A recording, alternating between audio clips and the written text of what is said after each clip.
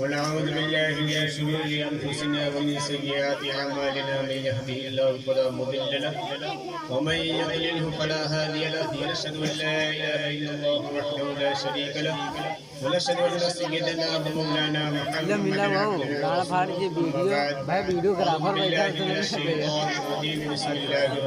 الرحيم يا أيها الذين آمنوا اتقوا الله وكونوا مع الصادقين صدق الله العلي العظيم وصدق رسوله النبي الكريم ونحن على ذلك لمن الشاهدين والشاكرين والحمد لله رب العالمين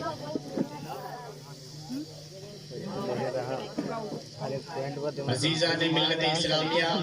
خطبہ کے بعد میں نے جس آیت کریمہ کو تلاوت کرنے کا شرف حاصل کیا ہے، آئیے اس کے بارے میں کچھ سننے سنانے سے پہلے ہم اور آپ مل کر کے ساری کائنات کے مرکزی عقیدت گنبد خضرا میں آرام فرمانے والے آقا و مولا مالک انس و جان، فخر آدم بنی آدم، جناب محمد رسول اللہ صلی اللہ تعالیٰ علیہ وسلم کی بارگاہ عالیہ میں جھوم جھوم کر کے درود پاک کی ڈالی محبت کی تھالی میں سجا کر پیش کریں اور بڑی آواز درود پاک اللہم صلی علی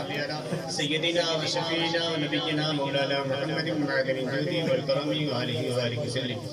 صلاۃ و سلام علیک یا رسول اللہ صلی اللہ تعالیٰ علیہ وسلم۔ چلو دیکھیے مزاق کر رہے ہو ابھی سالی 11 بج کے بھی چلو گے نہیں اب جب لگایا میں چلو گا۔ واہ کیا مرتبہ اے غوث ہے بالا تیرا، واہ کیا مرتبہ اے غوث ہے بالا تیرا، اونچے اونچوں کے سروں سے قدم اعلیٰ تیرا، اور سر بھلا کیا کوئی جانے کی ہے کیسا تیرا، اولیاء ملتے ہیں آنکھیں وہ ہے تلوہ تیرا، اور کیا دبے جس پہ حمایت کا ہو پنجہ تیرا، شیر کو خطرے میں لاتا نہیں کتا تیرا۔ خطبہ کے بعد میں نے جس آیت کو پڑھا ہے، یہاں میں آپ کے سامنے سے چند منٹ کے لیے آیا ہوں اور کچھ نصیحت کر کے بس آپ کے سامنے سے رخصت ہو جاؤں، صرف نصیحت کے لیے، اور وہ باتیں ایسی بتاؤں گا کہ ان باتوں پر اگر انشاءاللہ تعالی اگر آپ چلیں گے تو انشاءاللہ تعالی آپ کو دنیا کے اندر کامیابی ملے گی ہی اور آخرت میں ملے گی۔ اللہ رب العزت اپنے کلام مجید میں ارشاد فرماتا ہے یا ایھا الذین آمنوا اتقوا اللہ وکونوا مع الصادقین، کہ ایمان والو اللہ تعالیٰ سے ڈرو اور سچوں کے ساتھ رہو۔ اس آیت کو میں نے جمعہ کے اندر بھی اپنا عنوان، اپنے تقریر کا عنوان بنایا تھا، اور اسی آیت کو یہاں پر بھی میں نے تلاوت کر کے آپ کے سامنے جو ہے کچھ لب کشائی کرنے کی جسارت کر رہا ہوں۔ اللہ فرماتا ہے کہ اے ایمان والو اللہ تعالیٰ سے ڈرو اور سچوں کے ساتھ ہو جاؤ۔ آج ہم اپنے مسلمان ہونے کا ڈنکا تو بجاتے ہیں کہ ہم سچے مسلمان ہیں، ہم کیسے سچے مسلمان ہیں؟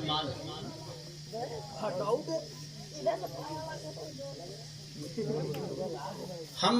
اللہ تعالیٰ سے ڈرتے ہیں اور چوری بھی کرتے ہیں۔ کیا اللہ تعالیٰ سے ڈرنا اسی کو کہتے ہیں؟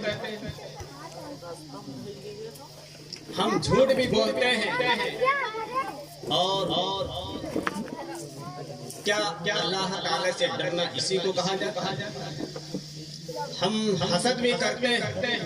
کیا اللہ تعالیٰ سے ڈرنا اسی کو کہا جاتا ہے؟ ہم چغلی بھی کرتے ہیں، کیا اللہ تعالیٰ سے ڈرنا اسی کو کہا جاتا ہے؟ ایک دوسرے کی زمینوں کو ہڑپ لیتے ہیں، کیا اللہ تعالیٰ سے ڈرنا اسی کو کہا جاتا ہے؟ ہمارا مسلمان پڑوسی بھائی بھوکا سو جاتا ہے اور ہم آرام کے ساتھ میں گرم گرم بستر میں سو جاتے ہیں، کیا اللہ تعالیٰ سے ڈرنا اسی کو کہا جاتا ہے؟ ایک یتیم لڑکا جس کے کپڑے بڑے پرانے، اس کو ہم دیکھتے ہیں، آنکھیں پھاڑ کے ہم دیکھ بھی رہے ہیں، ہم کو دکھائی دے رہا ہے، لیکن ہمیں یہ توفیق نہیں ملتی ہے کہ اسے ہم ایک جوڑا کپڑا بھی دے دیں۔ کیا اللہ تعالیٰ سے ڈرنا اسی کو کہا جاتا ہے؟ نہیں مسلمان، اللہ تعالیٰ سے ڈرنا اس کو کہتے ہیں کہ بندہ ہر وقت اللہ کی عبادت میں لگا، ہر وقت اللہ تعالیٰ کی یاد میں لگا۔ جیسے انسان کا دل جھوٹ کی طرف بڑھے، انسان کا دل جھوٹ کی طرف بڑھے، فوراً اللہ کا خوف پیدا ہو جائے، جھوٹ سے وہ واپس آئے۔ جیسے انسان کا قدم چوری کی طرف بڑھے، فوراً اللہ تعالیٰ کا ڈر اس کے دل میں بیٹھ جائے اور وہ چوری سے رک جائے، تو اسی کو اللہ تعالیٰ سے ڈرنا کہا جاتا ہے۔ اگر انسان کسی سے حسد کرنے کا ارادہ کرے، فوراً اسے اللہ کا خوف آ جائے، تو اسی کو اللہ سے ڈرنا کہا جاتا ہے۔ اور اگر کوئی یتیم بچہ پھٹے پرانے لباس میں گھوم پھر رہا اور ہمارے دل کے اندر یہ بات فوراً پیدا ہو جائے کہ یار یہ یتیم بچہ ہے، ہم اسے ایک جوڑی کپڑا دے دیں، تو اللہ تعالیٰ سے ڈرنا اس کو بھی کہا جاتا ہے۔ آج زمین ہم ہڑپتے ہیں تو ہڑپو مت، جیسے ہی ہڑپنے کا ارادہ ہمارے دل میں پیدا ہو، فوراً اللہ کا خوف ہمارے دل میں پیدا ہو جائے، تو یہی سمجھو کہ اللہ تعالیٰ سے ڈرنا اسی کو کہا جاتا ہے۔ تو مسلمانوں، اگر آپ ایمان والے ہو، سچے ایمان والے ہو، تو جھوٹ کو چھوڑ دو، چوری کو چھوڑ دو، شراب کو چھوڑ دو، جوا کھیلنا چھوڑ دو۔ اگر آپ سچے مومن ہو تو اگر بھوکا مسلمان اگر سوتا ہے تو اسے کھانا بھی کھلا دو، کیونکہ غوث پاک رضی اللہ تعالیٰ عنہ فرماتے ہیں کہ میں نے سارے اعمال ڈھونڈ کر کے دیکھے کہ سب سے زیادہ عمل محبوب جو ہے وہ یہ ہے مسکینوں کو کھانا کھلانا۔ تو غوث پاک یہ فرماتے ہیں، اور آج یہ محفل کس کی طرف نسبت کرتے ہیں؟ غوث پاک رضی اللہ تعالیٰ عنہ کی طرف نسبت کرتے ہیں۔ تو مسلمانوں، چوری چھوڑ دو، جھوٹ بولنا چھوڑ دو، اور چغل خوری کرنا چھوڑ دو، حسد کرنا چھوڑ دو، کیونکہ اللہ کے رسول ارشاد فرماتے ہیں اگر کوئی بندہ حسد کرتا ہے تو اس کی نیکیوں کو حسد ایسے کھا جاتا ہے جیسے آگ لکڑی کو کھاتا ہے۔ اور چغل خوری بھی چھوڑ دو، کیونکہ چغل خوری کرنے پر بھی بڑا عذاب ہوتا ہے۔ آپ نے شاید یہ روایت آپ نے سنی ہوگی، اور یہ غالباً حضرت عبداللہ ابن عباس رضی اللہ تعالیٰ عنہ سے یہ حدیث مروی ہے کہ حضور سرور کائنات صلی اللہ تعالیٰ علیہ وسلم ایک مرتبہ سفر کرتے جا رہے تھے، تو وہاں ایک ایسی جگہ پہنچے جہاں پر دو قبریں تھیں۔ تو حضور سرور کائنات صلی اللہ علیہ وسلم نے اشارہ کر کے بتایا کہ ان دونوں قبر والوں کو عذاب ہو رہا۔ کیا ہو رہا ہے؟ عذاب ہو رہا۔ تو صحابہ کرام میں سے کچھ افراد تھے ان کے ساتھ تو پوچھا کسی نے کہ یا رسول اللہ ان کو عذاب کیوں ہو رہا ہے؟ تو حضور نے ارشاد فرمایا، سنو میرے صحابیوں، سنو ان کو عذاب کیوں ہو رہا ہے؟ ایک قبر والے کو عذاب اس لیے ہو رہا ہے، اس لیے کہ یہ چوری کرتے جو ہے پیشاب کے چھینٹ سے بچتا نہیں تھا، اور دوسرے قبر والے کو عذاب اس لیے دیا جا رہا ہے کیونکہ یہ چغل خوری کرتا۔ تو سنا آپ نے کہ سرکار نے ارشاد فرمایا کہ چغل خوری کرنے پر بھی اللہ تعالیٰ کی طرف سے عذاب بندے کو دیا جاتا ہے۔ تو چغل خوری بھی چھوڑ دیجیے، بندہ صرف اپنے کام میں لگا رہے، اور اسلام کے جتنے بھی احکام اگر نہیں پورے ادا کر پاتا ہے لیکن پھر بھی تھوڑے بہت بھی اگر ادا کرتا ہے، اگر اللہ کو بھا گیا نا تو تیرا بیڑا پار ہو جائے گا۔ پورا تو انسان نہیں عمل کرتا، یہ تو ہے، لیکن کوشش کرے۔ غوث پاک رضی اللہ تعالیٰ عنہ کو اتنا بڑا جو مرتبہ مقام ملا ہے یہ ایسے نہیں ملا ہے، کسی کی چاپلوسی کرنے کی وجہ سے نہیں ملا، بلکہ غوث پاک رضی اللہ تعالیٰ عنہ کو جو سب سے ولیوں میں سب سے بڑا درجہ جو ملا ہے اس وجہ سے ملا ہے کیونکہ انہوں نے ہمیشہ اللہ کی عبادت کی، جھوٹ سے حفاظت کی اور چغل خوری سے بچنے کی کوشش، بچے رہے اور ایک دوسرے کی غیبت نہیں کی۔ یہ جتنے بھی برے کام ہیں غوث پاک رضی اللہ تعالیٰ عنہ ان تمام کاموں کو چھوڑ دیا، اس لیے غوثیت کبریٰ کے اوپر فائز ہوئی۔ تو جتنے بھی اللہ کے ولی ہیں ان کو ولایت کا درجہ جو ملا ہے چغل خوری کرنے کی وجہ سے، جھوٹ بولنے کی وجہ سے نہیں، دغا بازی کرنے کی وجہ سے نہیں، غداری کرنے کی وجہ سے نہیں، بلکہ انہوں نے رب کی عبادت کی، رب کی ریاضت کی ہے، اس لیے اس کو یہ درجہ ملا۔ اگر آپ بھی اللہ کی بارگاہ میں مقبول ہونا چاہتے ہیں تو آپ بھی 5 وقت نماز پڑھیں، کیونکہ میں نے جمعے کے اندر بھی بتایا تھا حضور کی حدیث پاک کہ آپ دنیا کے اندر جتنی بھی عبادتیں کر لیں، جتنی بھی نذر و نیاز کر لیں، جتنے بھی نوافل آپ ادا کر لیں، وہ سارے اللہ کی بارگاہ میں قبول نہیں ہوں گے جب تک کہ آپ 5 وقت نماز کے پابند نہیں بنیں گے۔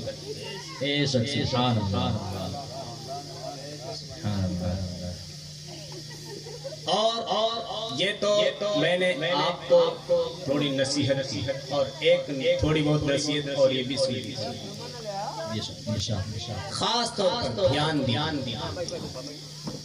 آج ہمارے گاؤں میں قریب یوں سمجھ لیجئے کہ 40% پڑھے لکھے لوگوں کا طبقہ ہے کہ نہیں؟ 40% پڑھے لکھے لوگوں کا طبقہ، لیکن پھر بھی اتنی برائی،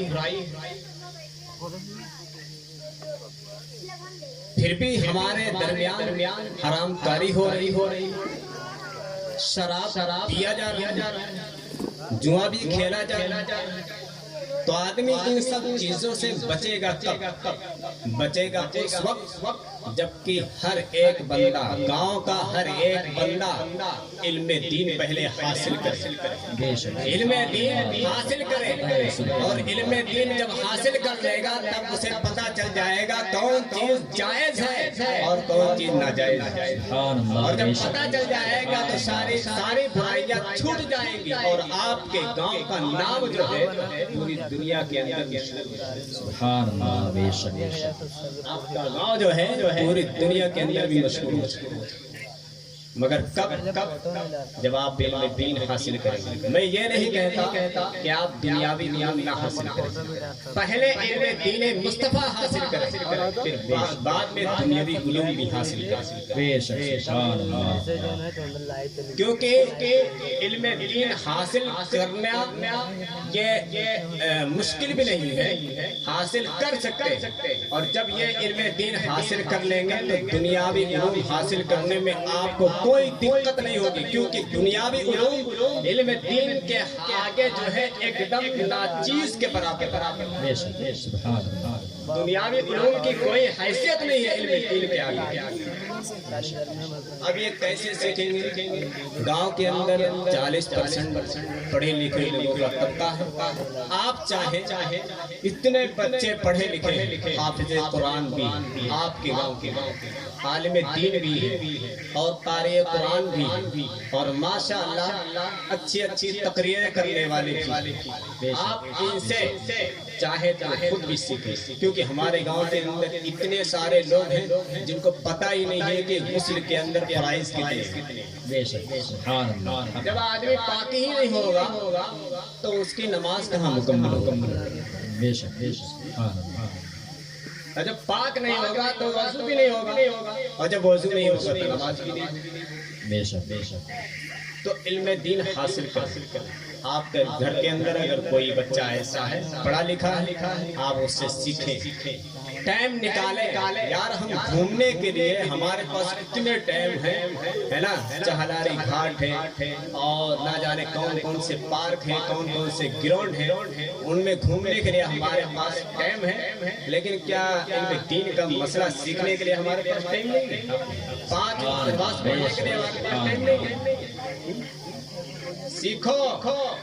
اور اگر کوئی نہیں سکھاتا ہے ہاتھ پکڑ کے کہو مجھے سکھاؤ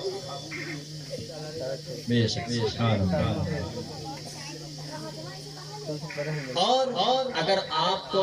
جیسے آپ میں سے کوئی ایسا ہے جو پڑھا لکھا تو ہے قرآن مجید پڑھ لیتا ہے اردو بھی پڑھ لیتا ہے لیکن اسے قرآن مجید کے تراجم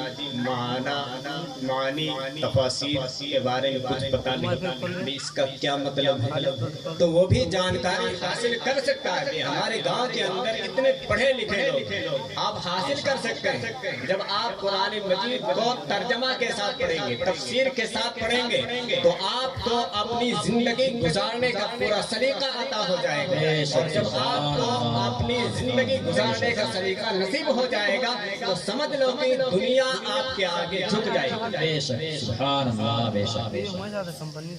بس آپ کے سامنے بس اتنی ہی نصیحت آپ کے سامنے پیش کر دی اللہ رب العزت کی بارگاہ میں دعا ہے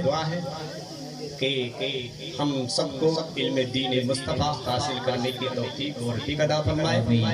اور اللہ رب العزت ہم تمام مسلمان بھائیوں کو بہنوں کو ماؤں کو جو ہے 5 وقت نماز پڑھنے کی توفیق بھی عطا فرمائے جھوٹ چوری چغل خوری حسد کینہ سے دور عطا فرمائے آمین بجاہ سید المرسلین صلی اللہ تعالی علیہ وسلم اور ایک بات یہ بھی سن لیجئے آخر میں بات رہی میں یہ بھی سن لیجئے کہ اگر آپ سیکھنا چاہتے ہیں علم دین تو بچوں کے ٹیوشن لگا بچوں کے ٹیوشن لگا ارے 100 روپیہ 150 روپیہ 200 روپیہ کیا آپ مہینے میں دے سکتے ہو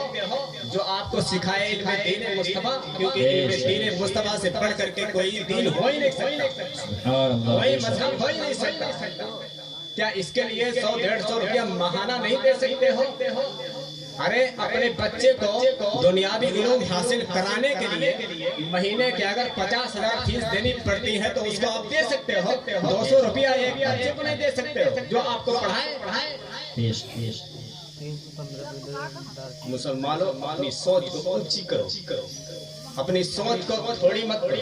اونچی رکھو انشاءاللہ تعالی آپ سبھی لوگ کامیاب ہوں گے بے شک وعلیکم السلام